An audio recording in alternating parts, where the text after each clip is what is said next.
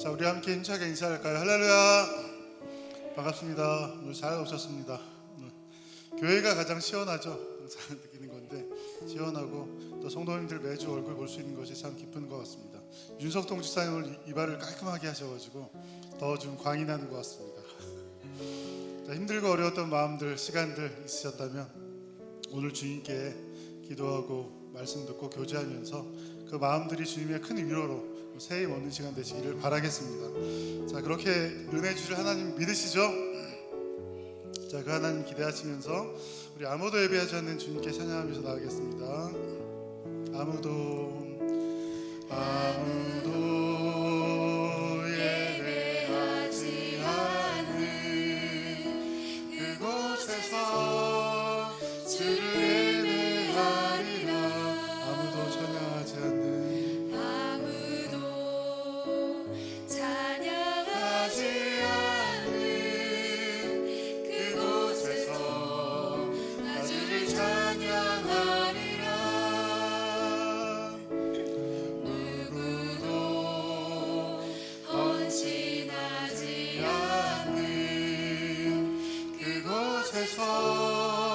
주께 헌신하리라. 누구도 증거하지 않는 그곳에서 나 주를 증거하리라. 내가 밟는 모든 땅 주를 예배하게 하소서. 주의 보혈로 덮어지게 하소서. 내가 선이고 주의 거룩한 곳 되게 하소서. 주의 향기로 물들이소서. 내가 밟는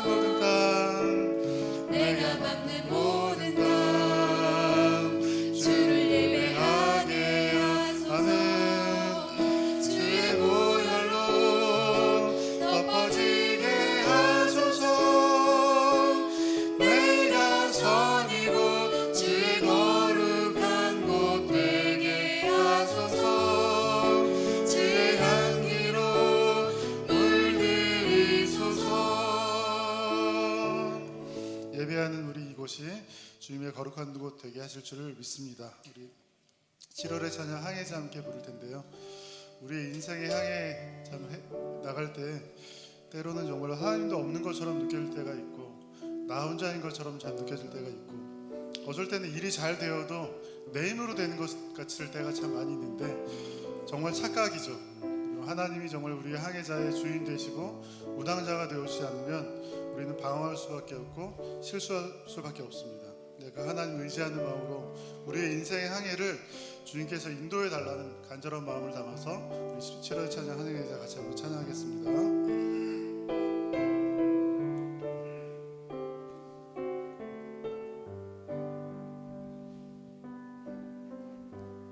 나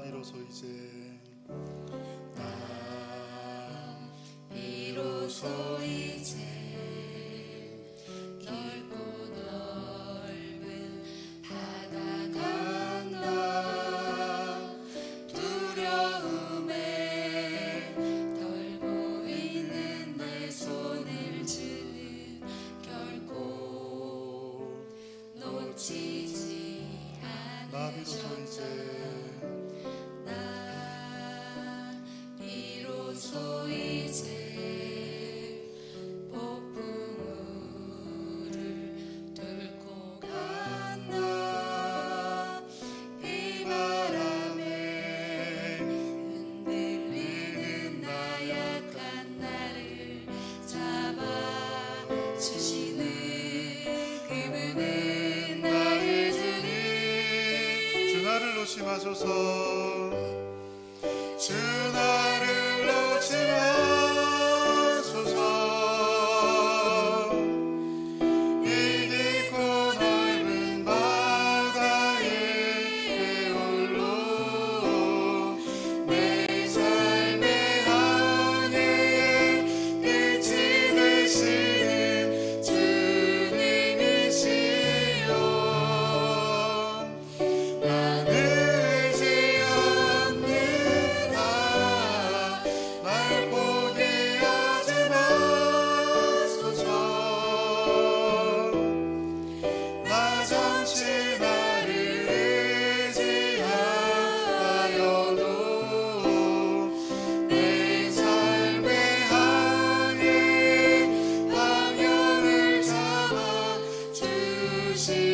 찬양합시다. 주 나를 놓지 마소서. 주 나를 놓지 마소서. 이 깊고 넓은 바다의 홀로 내 삶의 항해에 끝이 되시는 주님이시여. 난 의지합니다. 날 포기하지 마소서. 나 잠시 나를 의지하여도 내 삶의 항해에 방향을 잡아 주시옵소서. 이 깊은 바다에 나를 놓 이 깊은 바다에 나를 버려 두지 마소서. 할렐루야. 하나님이 깊은 바다에 여러분을 홀로 버려두지 않을 거라고 믿으십니까? 오늘 예배 가운데 나오실 때 그 믿음을 가지고 나오기를 바랍니다.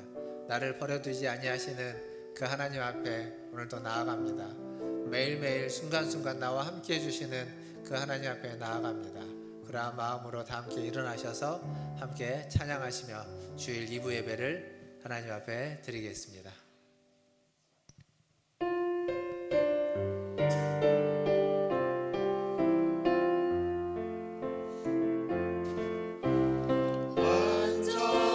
완전하신 나의 주 그의 길로 날 인도하소서. 행하신 모든 일 주님의 영광 다 경배합니다. 예배합니다. 찬양합니다. 주님만 날 다스리소서. 예배합니다. 찬양합니다. 주님 홀로 높임 받으소서.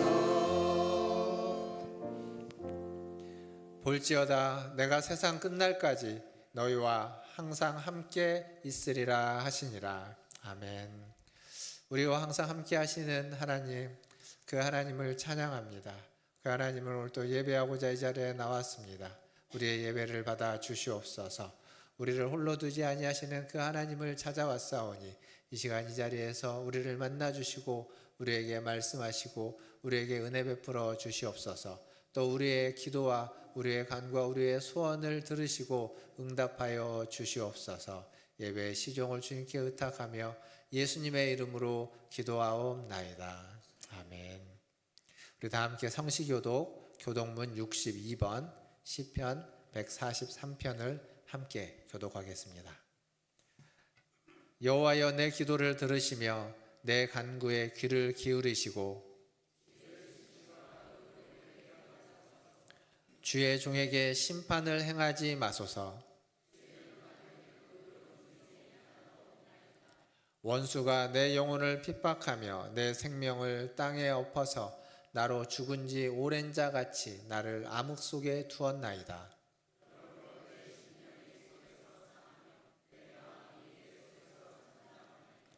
내가 옛날을 기억하고 주의 모든 행하신 것을 읊조리며 주의 손이 행하는 일을 생각하고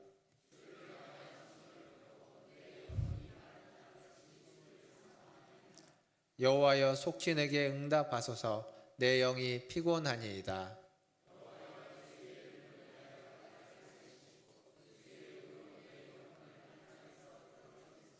주의 인자하심으로 나의 원수들을 끊으시고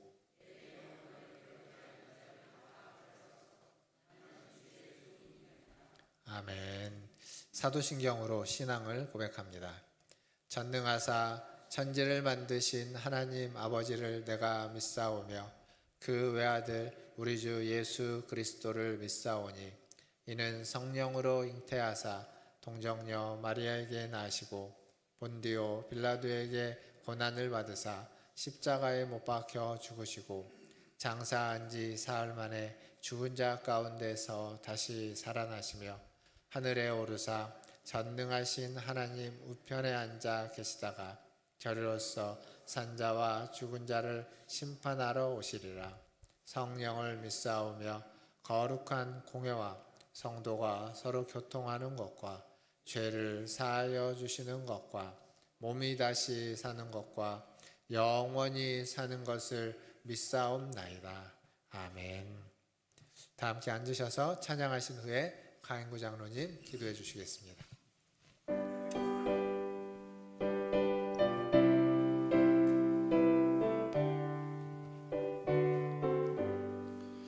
나의 영원하신 기여 생명보다 귀하다 나의 갈 길 다가도록 나와 동행하소서 주께로 가까이 주께로 오니 나의 갈 길 다가도록 나와 동행하소서 아멘.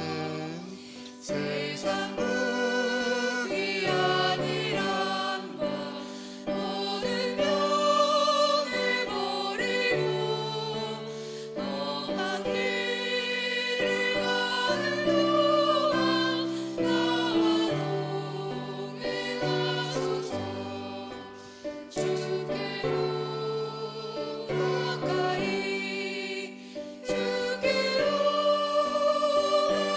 오니 나의 갈 길 다가도록 나와 동행하소서 어두운 골짝 지나가며 험한 바다 건너서 정금 문에 이르도록 나와 동행하소서 주께로 가까이 주께로 오니 나의 갈 길 다가도록 나와 동행하소서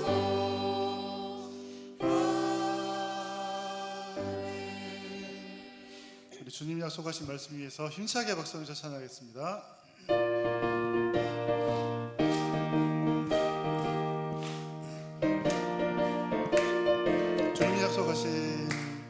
주님 약속하신 말씀 위에서 영원토록 주를 찬송하리라 소리 높여 주께 영광 돌리며 약속 믿고 굳게 서리라 굳게 서리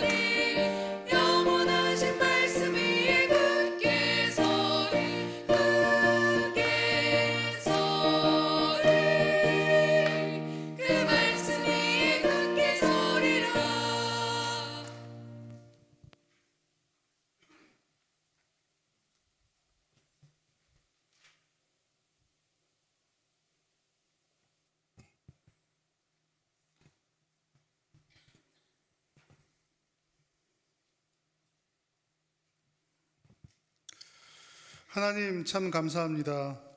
창세전에 이미 우리를 택하시고 우리 한 살 한 살을 불러주셔서 믿음의 백성 삼아주신 하나님께 감사와 찬양을 올려드립니다. 우리의 일생이 다하기까지 이 구원의 감격이 끊이지 않게 하시고 입술과 삶의 아름다운 고백으로 주님의 일하심을 증거하는 믿음의 백성들 되게 하여 주시옵소서. 이 아름다운 주일에 사랑하는 성도들이 한 자리에 모여 주님께 예배하게 하심을 감사드립니다. 세상으로 치우친 우리들의 마음이 회개하고 돌이켜 주님께 향하는 시간 되게 하시고 말씀과 성령의 충만한 능력으로 새 사람을 입는 복된 예배의 시간 되게 하여 주시옵소서. 지금도 전쟁과 재해로 고통받는 이 땅의 수많은 백성들을 위해 기도합니다.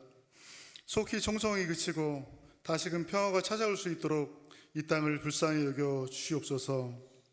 이 땅에 긍휼을 베풀어 주시옵소서. 또한 자연재해로 가족과 삶의 터전을 잃은 사람들의 울부짖음이 온 땅에 가득합니다. 그들의 마음을 위로하시고 다시 시작할 수 있는 희망과 용기를 얻을 수 있도록 하나님의 크신 팔로 보호하여 주시옵소서. 연일 연야 이어지는 폭염과 장마 가운데 사랑하는 성도들의 가정을 위해 간구합니다. 더위와 피해가 없도록 안전하게 지켜주시고 이 힘든 시간을 주님의 특별한 보호하심 가운데 큰 어려움 당치 않고 잘 이겨내게 하여 주시옵소서. 사랑하는 성도들의 가정의 필요를 따라 풍성하게 채우시고 서로 사랑하며 부모를 공경하며 한 하나님을 구주로 고백하는 아름다운 믿음의 가정들 되게 하여 주시옵소서. 교회 안의 환우들을 위해 기도합니다. 특별히 수술 후 회복 중에 계신 김성분 권사님, 수술한 부위가 잘 아물게 하시고 회복해 하셔서 이전보다 더욱더 강건함을 있게 하여 주시옵소서. 또한 수술을 앞두고 계신 곽혜덕 권사님, 그 힘든 그 마음을 지켜주시고 수술의 모든 과정을 주관하셔서 아픈 부분이 바로잡히고 이전보다 더욱더 온전케 이끌어 주옵소서. 돌아온 주일부터 청년부 수련회가 시작되고 뒤에 어린이부 수련회로 시작됩니다. 모든 교역자와 교사들이 기도하며 열심을 내고 있사오니 그들의 열심을 기쁘게 받아주시고 주님 주시는 지혜와 능력으로 모든 준비에 조금도 부족함이 없도록 은혜를 베풀어 주시옵소서.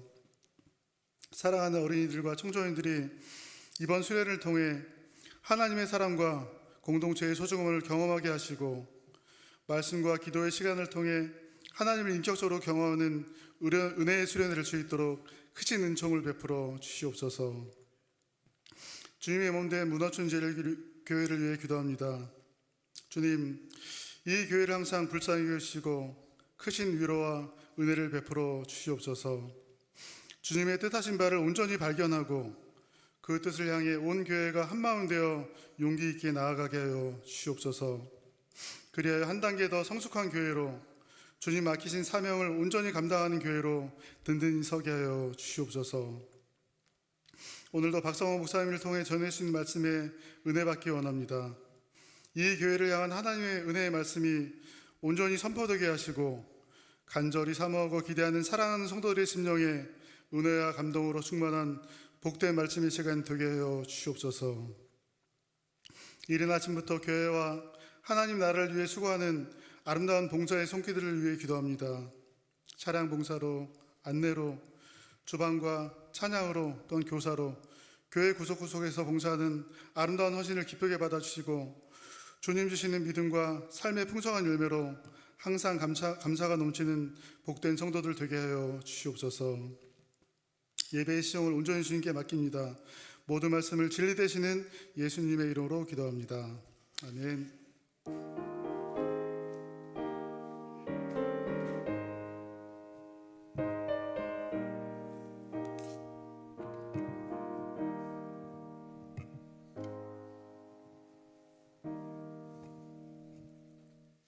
교회 소식 전해드리겠습니다. 예배 후에 임시재직회로 잠시 모이겠습니다. 재직분들은 남아주시면 감사하겠습니다. 그리고 지난 저희가 피택하신 분들 피택자 교육 오늘 오후 예배 후에 목양실에서 있습니다. 피택하신 분들 다 목양실로 모여주시기를 바라겠습니다. 26주차 성경송도 이번 주간 아가서와 또 이사야서 16장까지 말씀입니다. 함께 통독에 힘써 주시길 바라겠고요. 그리고 우리 키즈카페 선생님들이 여러분들 식사하고 난 후에 점심 드시고 1층에 오시면 1층 카페에서 팥빙수를 만들어서 주신다고 합니다. 감사하고요. 많이 만들어야 되실 텐데 또 잘 맛있게 만들어 주시기를 바라겠습니다. 기관 모임입니다. 다음 주 2부 후에 기관 모임 원래로 모이도록 하겠습니다. 교육부서 여름 사역입니다. 우리 청소년부가 돌아오는 주일날 출발합니다. 돌아오는 주일날부터 26, 27, 28 2박 3일간 또 수련회가 있습니다. 가평에서 있는데 많이 기도해 주시고 많은 관심과 또 후원 부탁드리겠습니다. 또 어린이부 성경학교가 8월 7일부터 9일까지 여기는 장흥에서 있습니다. 하나님께서 또 우리 어린이들 많이 가서 또 좋은 시간 보낼 수 있도록 함께 하는 은혜가 있기를 위하여 기도해 주시기를 바라겠습니다. 오늘 중식은 이선화 권사님 과정에서 대접해 주십니다. 감사드립니다. 이상입니다. 하나님 말씀 보겠습니다. 오늘 우리에게 주신 하나님 말씀 베드로전서 3장 1절에서 6절까지 말씀입니다. 베드로전서 3장 1절에서 6절까지 말씀 저와 한 절씩 교독하도록 하겠습니다. 3장 1절 제가 먼저 읽겠습니다. 아내들아 이와 같이 자기 남편에게 순종하라. 이는 혹 말씀을 순종하지 않는 자라도 말로 말미암지 않고 그 아내의 행실로 말미암아 구원을 받게 하려 함이니 너희의 단장은 머리를 꾸미고 금을 차고 아름다운 옷을 입는 외모로 하지 말고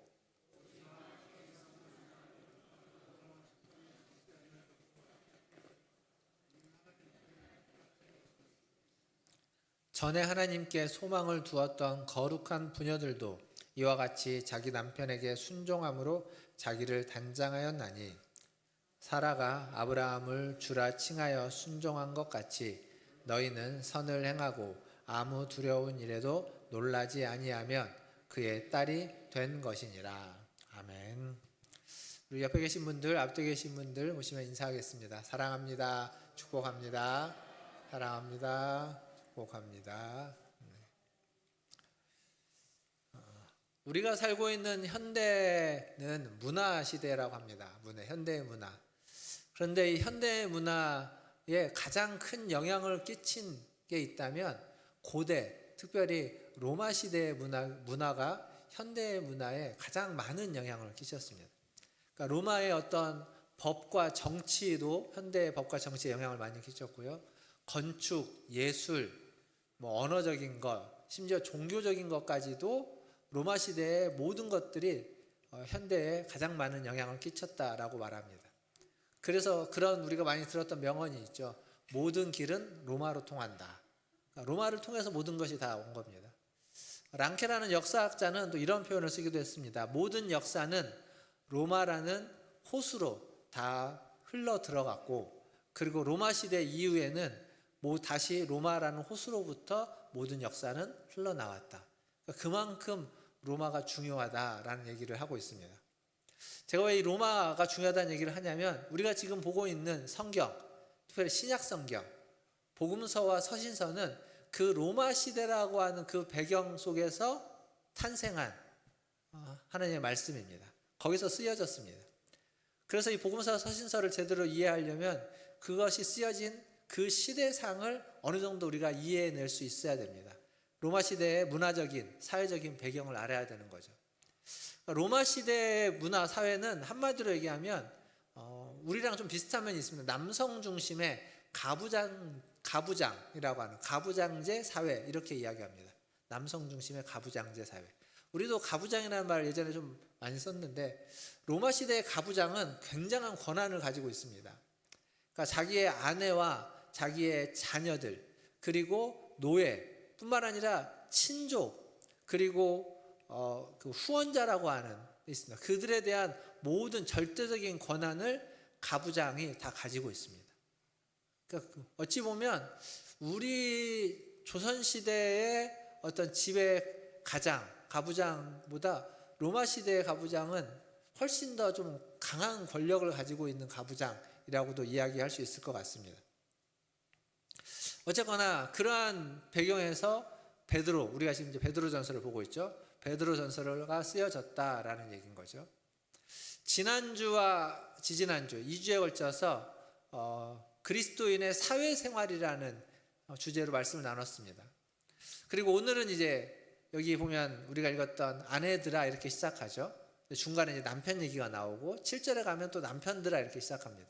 즉 아내와 남편, 그러니까 부부 생활에 대한 이야기가 될 것입니다. 그런데 로마 시대는요, 이 남편과 아내를 이야기하면 그 대부분의 성인들을 다 포함하는 어떤 사람들이었습니다.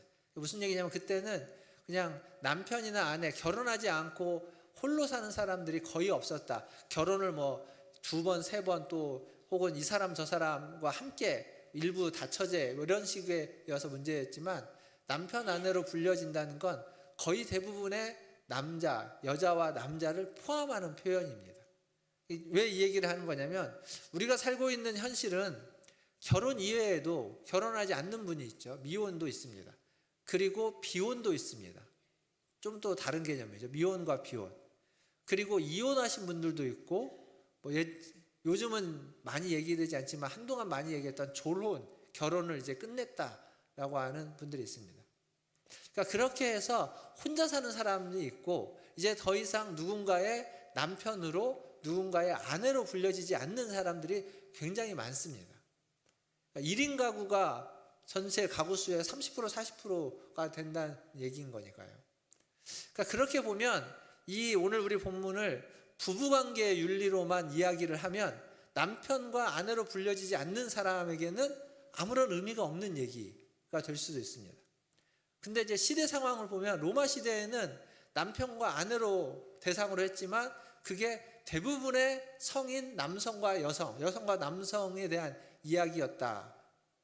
그 얘기는 오늘 이 얘기는 부부의 윤리라기보다는 여성과 남성의 윤리다라고 보는 게 훨씬 더 적합하고 그리고 우리가 이 시대에서 바라보는 관점이 된다라고 보여집니다. 먼저 이제 그렇게 읽어내려면 로마 시대를 좀 우리가 좀 알아야 될 필요가 있는데 로마 시대 이제 제가 고대라고도 이야기하고 로마라고도 이야기하는데요. 그때 여성은 어땠을까? 지금과는 굉장히 많이 차이가 납니다. 고대 사회에서 여성은 남성의 소유물 혹은 부속물로 여겨졌습니다. 기분이 안 좋죠. 별로 안 좋으실 겁니다. 뿐만 아니라 고대 사회에서 여성은 아이를 낳는, 출산하는 하나에게 뭐 이런 표현을 이제 쓰더라고요. 책에서 보니까 도구로 여겨졌고 그리고 성적인 대상으로 취급되어졌습니다. 그러니까 그 이상의 어떤 존재로 인정받지 못했던 거죠. 그러다 보니까 많은 수의 여성이 필요하지 않았습니다. 그래서 여자아이가 태어나면 여자아이가 있는 집에서는 여자아이가 태어나면 그 아이를 그냥 이렇게 유기해버립니다. 유기라는 말이 무슨 말인지 아시죠? 그냥 죽이는 겁니다. 버려버립니다. 영아유기가 그냥 일상적으로 일어났던 시대입니다. 뿐만 아니라 이제 사회적인 이해와는 다르게 종교 안에서, 특별히 기독교 안에서의 여성 이해는 어땠느냐라고 하면 오랫동안 기독교 안에서도 여성은 남성에 비하면 열등한 존재다라고 얘기되어져 왔습니다. 왜냐하면 창세기에 보면 아담과 하와가 있는데 뱀이 누구에 가냐면 하와에게 가서 하와를 속여가지고 선악을 알게 하는 나무의 열매를 따먹게 만들죠. 그래서 여자는 남자에 비해서 더 잘 속는 사람, 그리고 선악을 알게 하는 나무의 열매를 따먹었기에 그 인류의 죄를 가지고 오는데 결정적인 책임이 있는 존재라는 그런 어떤 딱지를 붙였다고 할까요? 그런 취급을 받아서 여성은 태생적으로 남성에 비하여 열등한 존재다라고 하는 게 기독교 안에서도 그리고 뭐 유대교와 기독교 안에서도 오랫동안 그러한 인식이 있었던 것이 사실입니다. 제가 지금 이 이야기를 하는 건 뭐냐면 오랫동안 여성이 사회적으로 종교적으로 잘못된 이해 속에 있었다라는 겁니다. 지금은 그렇게 이야기하고 지금은 그렇게 바라보는 사람이 없는 거죠. 근데 성경에 쓰여졌던 그 시대뿐만 아니라 그 뒤로 오랫동안 그런 인식 속에서 여성을 바라봤고 그런 인식 속에서 성경은 쓰여졌다라는 겁니다. 아까 제가 태어나면 어린아이가, 여자아이가 이제 버려진다고 했죠. 근데 이제 거기서 버려지지 않고 살아나는 건 굉장한 행운인 겁니다. 근데 이제 살아난 게 중요한 게 아니라 계속 살아가야 되지 않습니까? 그러면 자기가 그 삶을 살기 위해서 여자로 태어나서 그 시대에는 결혼을 빨리 했는데 몇 살 정도에 결혼을 하냐면 12살부터 결혼을 했다고 합니다. 12살. 기록에 보면 14살이 되면 14살 이전에 결혼하는 비율이 44%. 그러니까 거의 반절 정도는 14살 이전에 다 결혼을 했습니다. 그래야만 살 수 있으니까. 벌어지지 않았던 행운을 유지하기 위해서라도 최대한 빨리 결혼을 하는 겁니다. 그러니까 이런 배경에서 지금 편지가 쓰여졌고 이 서신서가 쓰여졌고 오늘 우리가 읽었던 본문은 그런 배경 속에서 그런 어떤 문화 속에서 그런 일상 속에서 살아가고 있는 여인들을 향한 이야기다. 아내들을 향한 이야기다. 이렇게 보고 오늘 말씀을 봐야 됩니다. 자, 다시 그래서 말씀을 같이 한번 보겠습니다. 1절과 2절 방금 했던 이야기들을 좀 이렇게 깔아놓고 1절과 2절을 한번 같이 읽어보겠습니다. 1절입니다. 시작. 아내들아 이와 같이 자기 남편에게 순종하라.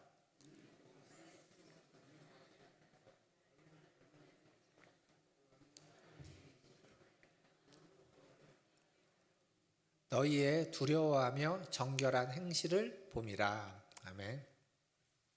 여기 이제 아내들아라고 불렀는데 그 뒤에 바로 뭐라고 말하냐면 이와 같이라고 얘기합니다. 이와 같이.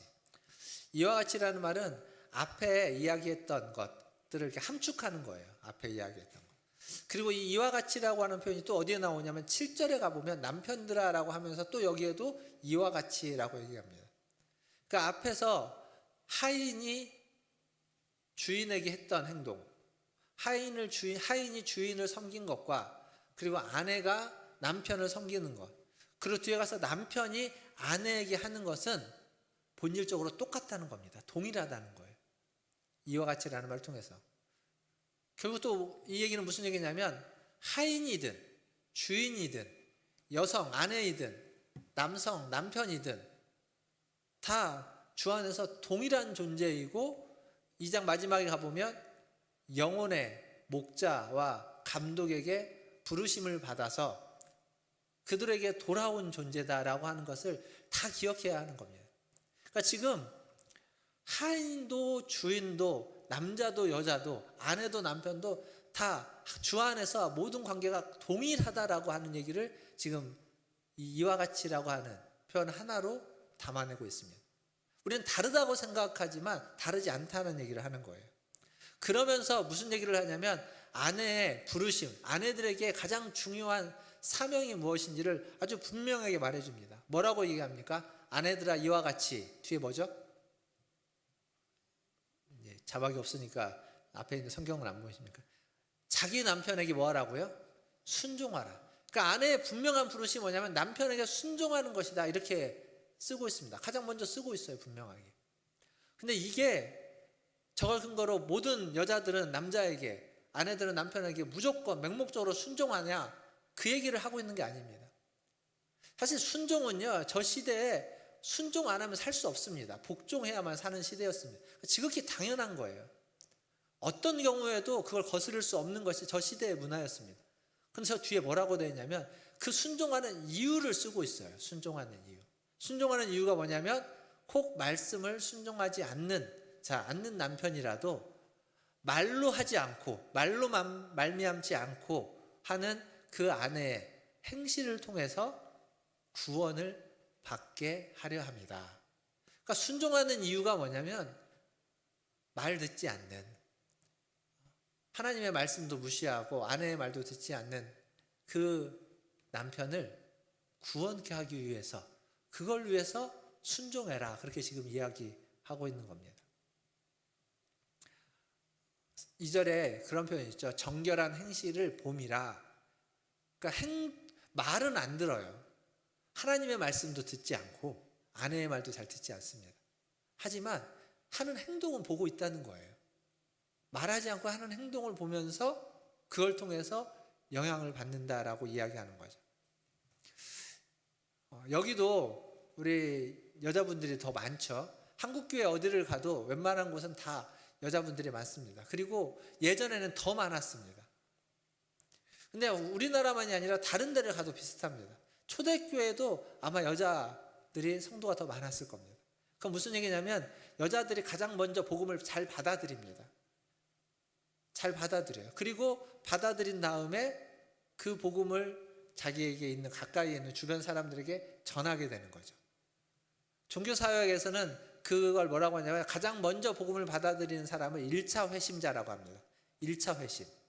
1차 회심을 한 사람이 이제 다른 사람들에게 복음을 전해서 그들이 복음을 받아들이는 것을 2차 회심이라고 합니다.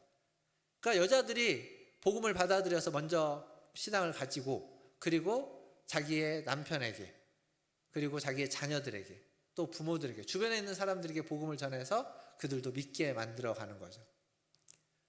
이게 가장 기본. 지금 베드로가 하고 있는 얘기가 그 얘기인 겁니다.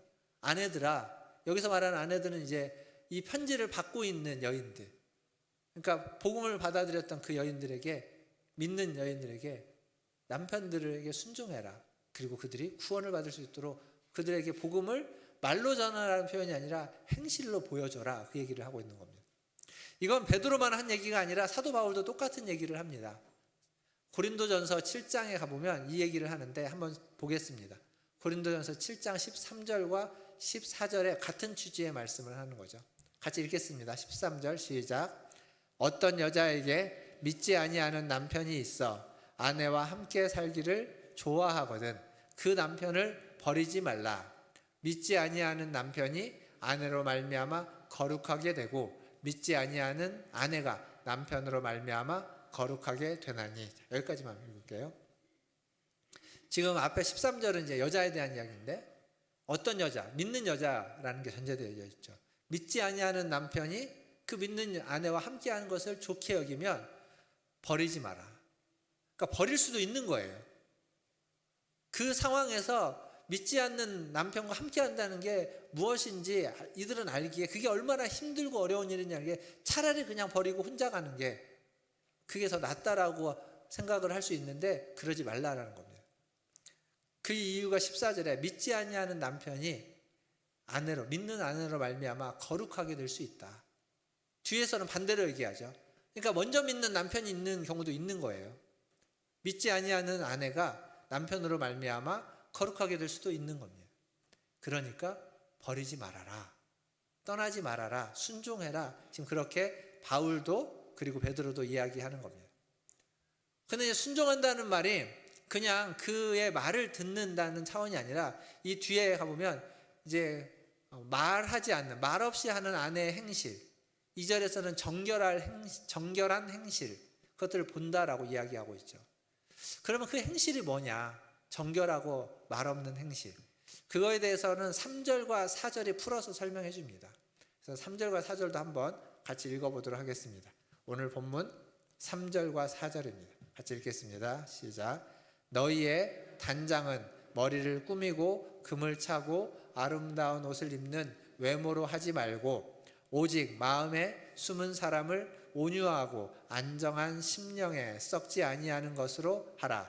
이는 하나님 앞에 값진 것이니라. 아멘. 단장. 그러니까 우리식으로 말하면 이제 자신을 꾸미는 거죠. 단장함에 대해서 이야기하는데 여기 3절에 보니까 세 가지를 말해줍니다. 머리, 요즘은 이제 헤어라고 하죠. 그리고 금, 보석 이런 겁니다. 아름다운 옷, 이것으로 하는데 이것으로 외모로 단장하지 말고 외모를 단장하지 말라라고 이야기합니다. 제가 이제 말씀을 준비하면서 보니까 요즘은 요 헤어나 보석이나 옷 외에도 자신을 꾸미는 게 몇 가지 더 있다고 합니다. 굉장히 필수적인 것들. 그건 뭐냐면 몸매 그리고 또 이제 얼굴. 그래서 성형이라고 하더라고요. 성형. 그렇게 약간의 성형들을 많이 하죠. 뿐만 아니라 이제 몸과 관계없이 자기를 꾸미는데 필수적으로 하는 것들 중에 하나가 뭐냐면, 남자들은 별로 그게 없는데 핸드백, 여자들 핸드백, 작은 백 하나가 자기를 꾸미는데 굉장히 중요한 역할을 한다고 하고, 그리고 이제 그걸 넘어서서 요즘 시대에 있는 SNS를 꾸미는 것도 자기를 꾸미는 것에 굉장한 역할을 한다, 이렇게 이제 쓰여진 걸 봤습니다. 근데 이제 중요한 건 뭐냐면, 그것들로 단장하지 말라라는 겁니다. 왜냐하면 지금 여기서 하지 말라는 게, 자기를 단장하는 것 자체, 자기를 꾸미는 노력 자체가 나쁘다, 의미 없다라는 얘기가 아닙니다. 지금 단장해야만, 중요하게 단장해야만 하는 건 그것들을 통한 외모가 아니다라는 얘기를 하는 겁니다. 외모를 꾸미는 게 필요하죠. 유익한 게 있습니다. 그러나 정말 중요한 건, 지금 우리에게 필요한 건 외모를 꾸미는 것이 아니라 4절에 있는 마음속에 있는 사람, 숨어 있는 사람, 바울의 표현대로 바꾸면 겉사람이 아니라 속사람을 꾸미는 게 더 중요하다라는 겁니다. 그러니까 정말 우리가 먼저 단장해야만 하는 것은 우리의 겉사람이 아니라, 외모가 아니라 우리의 내면, 우리의 속사람이다라고 하는 얘기를 하고 있는 겁니다. 하나님 앞에서 그것이 값진 것이다. 4절 뒤에 보면 그렇게 얘기했죠. 하나님 앞에서 값진 것이다. 뭐가 값진 거냐? 우리의 속사람을, 마음에 숨어있는 사람을 단장하는 것, 그게 값진 것이다 라는 겁니다. 그럼 무엇으로 마음속에 숨어있는 속사람을 단장할 것이냐? 여기 오늘 말씀을 보니까 썩지 아니하는 것이다 라고 얘기하죠. 온유하고 안정된 심령으로, 썩지 아니하는 것으로. 썩지 아니하는 것. 앞에서 말했던 헤어, 머리, 보석, 그리고 옷, 뭐 이런 것들은 다 시간이 지나면 변해버립니다. 사라져버리는 겁니다. 없어져 버리는 것들입니다. 하지만 지금 이야기하고자 하는 것은 변하지 않고, 사라지지 않고, 없어지지 않고, 썩지 아니하는 것. 그것에 대한 설명이 아까 제가 잠깐 말했지만, 그 썩지 아니한다라는 거 앞에 온유하고 안정된 마음, 안정된 심령, 이렇게 되어 있죠. 온유하고 안정된 심령이 뭐냐? 온유하다는 건요, 자신 그리고 타인, 세상을 향해서 너그러운 마음입니다. 그게 온유한 마음이에요. 그리고 안정된 마음이라는 건 그 어떤 상황 속에서도 평정심을 찾아가는 마음, 이렇게 이제 주석가들이 쓰고 있더라고요. 그러니까 이 얘기는 무슨 얘기냐면, 우리의 내면, 우리의 속사람을 단장하는 것은 너그러운 마음과 평정심을 찾아가는 마음으로 채우는 것이다 라는 이야기를 하고 있는 겁니다. 너그러운 마음과 평정심을 찾는 마음. 다시 한번 생각해 봅시다. 로마 시대에 여성은 태어나면서부터 생존의 위협이 있었습니다. 생존하기 위해서 그들은 어려서부터 자신을 꾸미고 단장해야만 했습니다. 그렇게 하다가 12살이 되면, 13살, 14살이 되면 결혼을 하는 거죠. 근데 결혼을 하고서도 그 자리가 그냥 결혼하고 끝이 아닙니다. 그 자리를 유지하기 위해서 끊임없이 자기를 단장해야만 하는 일이 그들의 일상이어서, 그건 생존을 위해서입니다. 생존을 위해서. 외모를 가꾸지 않으면 안 되는 거예요. 하지만 여성이든 남성이든, 그때 로마 시대든 현대든 시간이 흐릅니다. 그러면 이렇게 꾸몄던 것들은 다 시간이 지나면 변하고 사라질 수밖에 없습니다. 언젠가는 다 없어져 버리고 썩어져 버릴 것들입니다. 그것으로 아무리 꾸민들 언젠가는 다 없어져 버릴 것들이기 때문에 임시적일 수밖에 없는 겁니다. 하지만 지금 베드로가 이야기하는 건 썩지 않는 것, 영원한 것, 나이 들어도 상관없는 그러한 마음, 그리고 그러한 평정심, 그것들은 결국 뭐냐면 하나님의 마음입니다. 하나님의 성품. 하나님의 성품을 닮아가라는 거죠. 변하지 아니하는 하나님의 성품을 닮아가는 것. 그러면 썩지 않고 사라지지 않는다라는 겁니다. 그럴 때 결국 그것을 남편들이, 다른 사람들이 보게 된다. 그리고 그들이 구원을 받게 된다. 이 얘기를 하는 겁니다. 사랑하는 성도 여러분, 지금 베드로는 우리가 이 땅에서 임시로 살아가고 있는 시간 동안 하나님을 닮으라라는 것을 말하는 겁니다. 영원히 있지 않습니다. 우리는 여기서 잠깐 있습니다. 잠깐 있다가 어떤 이들은 젊을 때 부르심을 받지만 어떤 이들은 나이가 들어서 노쇠한 다음에 부르심을 받습니다. 그러나 하나님 보시기에 그 모든 것들이 다 잠깐입니다. 그때 가장 중요한 건 뭐냐면 하나님을 닮는 겁니다. 하나님의 성품을 닮는 것. 너그러운 마음과 평정심을 유지하는 하나님의 성품을 담는 것이 중요하다라는 거죠. 이것을 위해서 우리는 주님을 더 깊이 만나야 되고, 이것을 위해서 우리는 우리의 속사람에게 더 관심을 집중해야만 한다라는 겁니다. 오늘 예배 가운데 오신 우리 문화순례교회 모든 성도 여러분, 여러분의 속사람이 하나님을 더 닮아가시기를 주님의 이름으로 축원드립니다. 이게 이제 우리가 뭐 지극히 그렇게 할 수 있고 당연한 것이다라고 생각될 수 있는데, 사실 지금 앞에서 제가 로마 시대 얘기를 했는데, 제가 이제 말씀을 준비하기 위해서 이렇게 책을 좀 보다가 그 로마 시대의 모습들을 이렇게 많이 기록해 놓은 책이 있어요. 기독교의 발흥이라는 책이 있는데, 그 책에 보면 로마 시대가 많이 나와요. 예전에 기억하실지 모르겠지만 제가 아마 부활절 전쯤에, 고난주간 시작하기 전에 종려줄 때쯤, 그 시대에 로마 시대의 그 거리에는 사람들을 이렇게 순교자들을 십자가에 나무에 달려가지고 횃불을 붙여가지고 횃불로 썼다 뭐 이런 얘기 드린 적 있습니다. 기억나는지 모르겠는데 그게 이제 그 책에 기록되어 있던 내용이거든요. 그러니까 로마 시대가 우리가 생각한 것보다 굉장히 이렇게 발달된 면도 있지만 얼마나 어둡고 얼마나 끔찍한 모습들이 많았는지를 보여주는 겁니다. 거기에 보면 이 여성 아내로 불려지는 사람들과 그 남성, 이 남편으로 불려지는 사람들의 관계가 우리가 생각한 것을 넘어서 있는 모습들이 나와요. 제가 차마 여기서 다 이야기할 수 없는 이야기들. 근데 그런 상황 속에 살고 있는 아내들에게 이렇게 살아라, 살 수 있다라고 하는 게 과연 가능할까? 라고 하는 질문이 자연스럽게 나오게끔 됩니다. 근데 그에 대해서 베드로가 이제 5절과 6절에서 답을 해주고 있어요. 근데 그 답의 핵심은 누구냐면 사라입니다. 사라의 예를 들어서 성경에 구약의 사라에 있는 예를 들어서 말해주고 있어요. 근데 제가 한 2주 전쯤 금요 기도회 때 사라에 대해서 이야기를 했습니다. 사라가 가지게 되는 어떤 그 분노함에 대해서, 그 억울함에 대해서 이야기를 했어요. 그러니까 자세한 얘기는 그 설교를 들으면 조금 더 알 수 있는데 간단하게 좀 말씀을 드리면, 사라는 아브라함과 함께 갈대아 우르를 떠나서 하란을 거쳐서 가나안 땅에 옵니다. 그 거리가 상당했기 때문에 오랜 시간 동안 어려움을 거쳐서 와요. 근데 가나안 땅에 오니까 뭔가 이렇게 해피엔딩이냐? 그렇지 않죠. 해피엔딩이 아니라 거기에서 기근을 당하고 그 기근 때문에 이집트로, 애굽으로 내려갑니다. 먹을 걸 찾아서. 근데 이제 거기에서 아브라함이 딱 보니까 자기 아내가 사라가 너무 예뻐요. 그래서 사라가 예쁜 것 때문에 자기 목숨이 위태로울 것 같으니까 뭐라고 하냐면 자기 아내를 아내라 하지 않고 누이라고 합니다. 자기 목숨을 부지하기 위해서. 그래서 결국 사라를 파라오가 데려가잖아요. 하나님의 도우심으로 별일이 없이 사라가 다시 나오긴 하지만 사라 입장에서 한번 생각해 보십시오.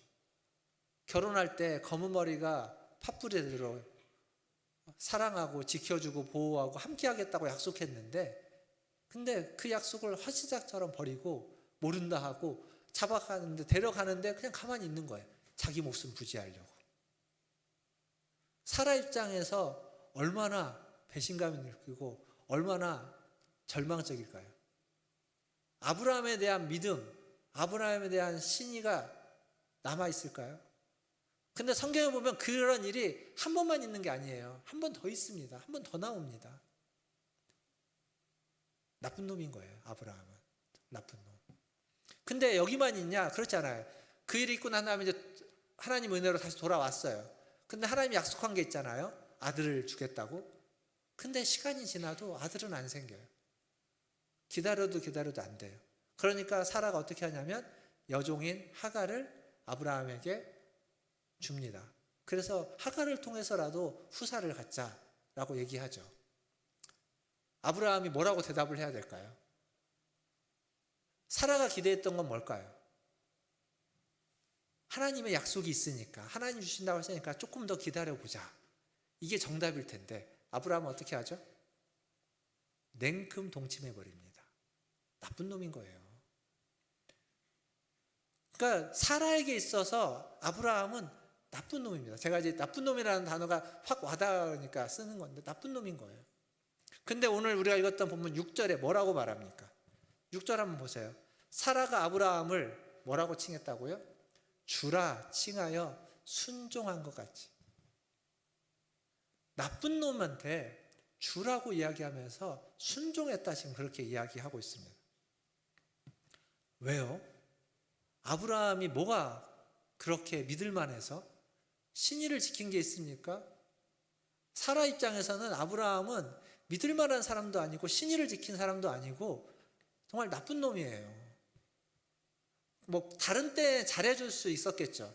여러분 100번을 잘해줘도요, 이런 거 한 번 하면 100번 잘해준 게 다 소용없습니다.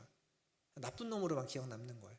그런데 순종했다라고 이야기합니다. 실제로 그랬고, 그건 결국 아브라함 때문이 아니라는 겁니다.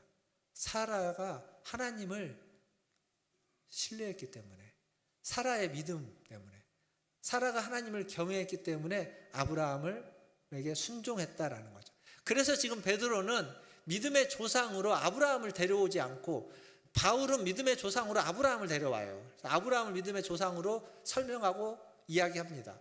근데 베드로는 아브라함이 아니라 사라를 데려와요. 사라를 데려와서 믿음의 본, 사라의 본을 보고 우리도 그렇게 갈 수 있다라고 이야기합니다. 차이가 있는 거죠. 다음 주에 이제 남자들에 대한, 남편들에 대한 얘기를 해야 되니까 여기까지 하고 말씀을 좀 정리하겠습니다. 우리의 눈으로 볼 때, 현대인의 눈으로, 현대 여성들의 입장에서 볼 때 이 성경에 있는 이 얘기는요, 여전히 순종만을 강요하는 아주 고리타분한 덜 떨어진 말씀처럼 보입니다. 제가 봐도 그래요. 이 얘기를 그냥 있는 그대로면 지금 시대에서는 여성들에게 순종하라고 강요하는 것, 순종밖에는 뭐 다른 방법이 없는 것처럼 보여집니다. 그런데 이게 언제 쓰여졌냐면 로마 시대, 그 2000년 여성 비하, 차별, 여아 유기가 그냥 일상, 그냥 당연하게 되는 그 시대에 쓰여졌다라고 하는 걸 놓고 보면, 그리고 그 시대에 여성이라고 하는 한 사람, 한 인격에 대해서 전혀 인격으로 존중하지도 않고 인정하지도 않고 아주 무가치한, 그냥 아이를 그냥 내팽개쳐서 죽일 수 있는 그 시대의 여자들도 비슷하게 취급을 당하고 있는, 소유물이라고 했잖아요. 부속물. 그 시대의 그 여자들에게 자기 남편을 구원케 할 수 있는 그러한 어떤 목적과 동기와 사명이 있는 자로 부르고 있다는 건 완전히 그 시대에는 완전히 다른 혁명적인 선언인 겁니다. 우리에게는 사실 감이 잘 안 와요. 그 정도 감이 안 옵니다. 로마 시대의 그 상황을 우리가 조금 더 깊이 알면 조금 더 느낄 수 있지만, 그럼에도 불구하고 여전히 감이 잘 안 옵니다. 하지만 그런 겁니다. 그 시대 사람들에게는 놀라운 거예요. 세상은 그때나 지금이나 사람을 외모로 평가합니다. 그래서 그 외모를 가꿔야 되고 외모를 단장해야만 하는 겁니다. 하지만 하나님은 사람을 외모로 평가한다고 하지 않았습니다. 무엇을, 어디를 본다고 했죠? 중심을 본다고 하셨죠. 내면을 본다는 얘기입니다. 그러니까 외적인 것으로 자기를 증명하지 않아도, 자기의 가치를 표현하지 않아도 괜찮다는 거예요. 받아들여진다는 겁니다. 우리의 마음에 숨어있는 사람, 속사람, 그것을 단장하는 것, 그게 하나님이 원하는 것이고 하나님은 그걸 중요시 보고 있다라고 지금 베드로는 이야기하는 겁니다. 기독교의 복음의 능력, 기독교 복음의 능력은요, 기존에 있는 질서를 넘어선다라는 게, 기존에 있는 질서를 무너뜨리고 새로운 질서를 세운다는 게 아니라 기존에 있는 질서 안에서, 그 질서 안에서 새롭게 만들어가는 겁니다. 가부장제를 없애버리는 게 아닙니다. 가부장제가 있지만, 그 권위 아래에 있지만 그 남편들을 변화시킬 수 있는 능력을 가지고 있는 사람이 되는 거예요. 그 안에서 잘못되어져 있는 그 병폐를 바꾸어가는 사람들, 그게 기독교의 복음의 능력을 가진 사람들입니다. 하나님을 경외하는 사람들을 통해서 성별의 벽을 그렇게 조금씩 넘어서는 겁니다. 나이, 그리고 신분, 인종, 장애, 종교의 이러한 벽들을 다 허물어 가는 것. 그게 기독교의 역사였고 지금도 그러하고 있습니다. 그래서 기독교는 모든 차이, 모든 차별의 벽을 허무는, 차별하지 않는다라고 하는, 모든 차별을 반대한다는 것이 기독교의 가장 중요한 복음의 근간이 되는 겁니다. 그게 또 어디에 나오냐면 그 사도 바울이 쓴 편지 중에 로마서가 있죠. 로마서 마지막 16장에 가면 사도 바울이 함께 동역했던 사람들의 명단이 많이 나옵니다. 한 30여 명 나와요. 30여 명 나오는 명단 중에 여자의 이름이 15명 나옵니다. 남자가 17명인가 나와요. 그러니까 32명 중에 15명이 여자. 그게 우리에게는 그럴 수 있지. 교회로 만약에 따지면 동역자들이 여자가 한 17명, 남자가 15명 이렇게 쓰여지는 것과 별로 그렇게 차이가 있어 보이지 않지만 2000년 전이라고 하는 그때 시대로 돌아가면 여자의 이름을 그렇게 많이 언급을 했다는 것 자체가 파격적인 겁니다. 그러니까 남녀를 구분하지 않고 있다는 거예요. 함께 동역한 사람, 함께 하나님의 일을 한 사람이면 남자든 여자든 구분하지 않고 함께 동역자로 이름을 올리고 있다. 그게 사도 바울의 로마서 16장의 의미이고 가치이기도 합니다. 우리는 매일 아침 일어나면 많은 것들을 선택하면서 살아갑니다. 썩어질 것들, 세상이 원하는 가치들을 설득할 것인가, 아니면 썩지 않는 것, 하나님이 원하는, 하나님 보시기에 값진 것들을 선택할 것인가, 세월이 흘러가면 없어질 것들을 따라갈 것인가, 세월이 흘러도 없어지지 않을 것으로 우리 자신을 단장할 것인가.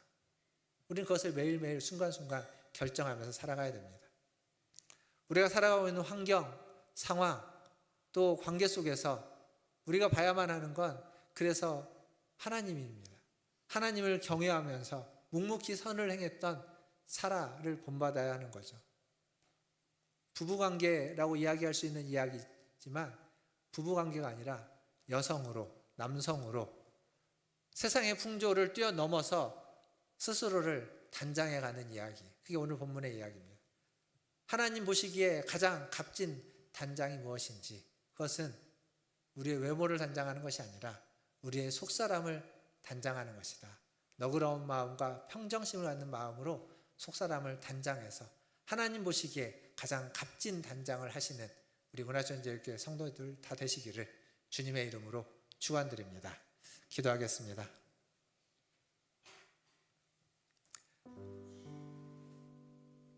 말씀을 기억하며 기도하면 좋겠습니다. 우리의 속사람을 강건케 하라고 하는 바울의 이야기가 오늘 여기에서는 우리의 속사람을 단장하는 것이 하나님 앞에서 가장 값진 것이다 라고 하는 표현으로 등장합니다. 썩지 아니하는 온유함과 안정된 심령으로 여러분의 속사람을 단장하십시오. 강건케 하십시오. 수없이 많이 흔들리는, 수없이 많은 영향을 받을 수밖에 없는 세상의 문화 속에 우리는 여전히 살아가고 있지만 끊임없이 하나님의 말씀과 기도로 우리의 속사람을 거룩하게 만들고 가꾸어가는, 하나님을 경외함으로 순종해가고 그걸 통하여서, 그 행실을 통하여서 하나님의 복음이 증거되어지는 그러한 삶을 살기를 원합니다. 그러한 삶을 살기 위하여 우리 같이 한번 기도하면 좋겠습니다. 하나님 앞에서 가장 값진 삶을 살게 하여 주시옵소서. 하나님 보시기에 가장 값진 속사람을 단장하는, 그것을 가꾸고 그걸 통해서 정결한 행실을 드러내는 하나님의 자녀가 되게 하여 주시옵소서. 같이 한 목소리로 기도하겠습니다. 하나님, 오늘도 하나님 앞에 나왔습니다. 하나님, 오늘도 하나님 앞에 나와 예배한 우리 모든 성도들의 하나님 말씀에 귀를 주시옵소서.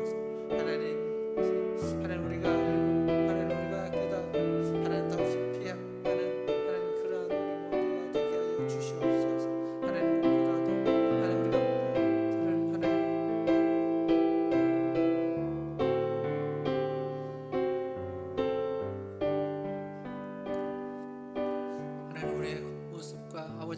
적인 것이 아니라 하나님 우리의 내적인 것을 우리의 속사람을 가꿀 수 있게 하여 주시옵소서. 우리에게 허락하신 삶의 자리에서 하나님을 온전 심령으로 살아가게 하여 주시옵소서. 세상을 향해 너그러운 마음을 품게 하여 주시고 어떤 풍랑 속에서도 하나님을 신뢰하며 평정심을 잃지 않게 하여 주시고 예수 그리스도의 그 성품이 우리의 성품이 되어서 우리의 인격 속에서 배어나오는 삶을 살게 하여 주시옵소서. 그렇게 하여서 하나님 그 믿는 믿음의 행실을 통하여서 하나님 직장에서든 가정에서든 사회 속에서 하나님 믿지 않는 자들 아버지 이웃들과 친구들 속에서 하나님 구원의 통로가 되는 하나님 그러한 역할들을 감당하는 우리 성도들 되게 하여 주시옵소서. 하나님을 경외하는 소망을 가지고 살아가게 하시고 하나님을 경외하는 마음으로 하나님 모든 을 넘어설 수 있는 믿음을 갖게 하여 주시옵소서. 하나님 우리를 하나님의 자녀로 하나님의 사람으로 부르셔서 우리를 새롭게 해 주시니 감사합니다. 우리의 겉사람만이 아니라 우리의 속사람이 온전해지고 새로워지게 하여 주시옵소서. 하나님 썩어 없어질 것들이 아니라 썩지 아니하는 영원한 것들로 우리의 속사람을 채워 주시옵소서. 주님이 기뻐하시는 아버지 하나님 삶을 살 수 있도록 우리에게 온유함과 안정된 심령을 허락하여 주시옵소서. 세상을 향해 너그러운 마음을 품게 하시고 어떤 풍랑 속에서도 하나님을 신뢰함으로 평정심을 잃지 않게 하여 주시옵소서. 또한 예수 그리스도의 성품을 우리에게 주셔서 우리의 인격 속에 그 성품이 담겨져서 하나님 우리의 삶을 통하여 그리스도의 성품이 배어나올 수 있도록 은혜 베풀어 주시옵소서. 그렇게 하나님 믿지 않는 자들에게 복음을 전하는, 복음을 드러내고 복음을 보여주는 그러한 통로가 되는 은혜를 우리에게 허락하여 주시옵소서. 오늘도 주님 앞에 나와 예배하는 우리 모든 성도들이 하나님 앞에서 가장 값진 보석으로, 가장 값진 열매로 단장되어지고 맺어지는 은혜를 허락하여 주시기를 간절히 소원하며 우리 구주 예수님의 이름으로 기도하옵나이다. 아멘. 우리 찬송가 436장 찬양하시면서 준비하신 예물 하나님 앞에 드리겠습니다.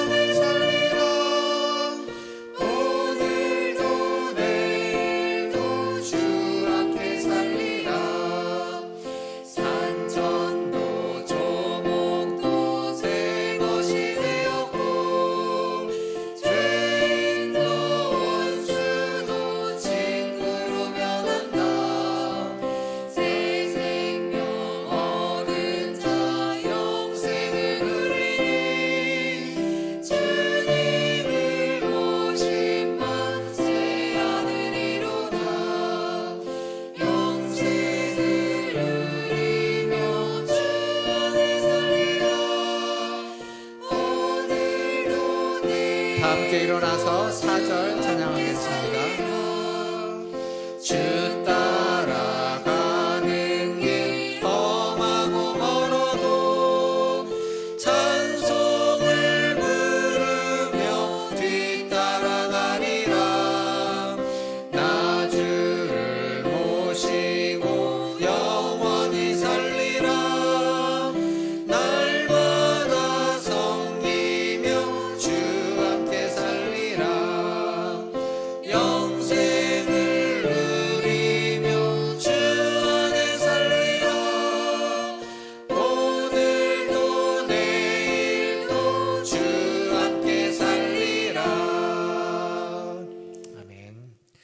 기도하겠습니다. 하나님, 우리에게 새 생명을 주시고 우리에게 그 생명을 누릴 수 있는 은혜를 허락하여 주시니 감사합니다. 매일매일 주님 주신 생명으로 기쁨으로 감사함으로 그 생명을 누리며 살아가는 우리 모든 성도들 되게 하여 주시옵소서. 오늘도 그 생명에 감사하여 주님 앞에 나올 때 하나님 빈손으로 오지 않고 주신 물질 중 일부를 구별하여 드립니다. 하나님 적은 것을 드렸지만 기쁘게 받으시고 크게 사용하셔서 하나님의 나라가 임하는데 하나님의 뜻이 세워지는데 하나님의 이름을 거룩히 하는데 하나님 이 예물이 사용되게 하여 주시옵소서.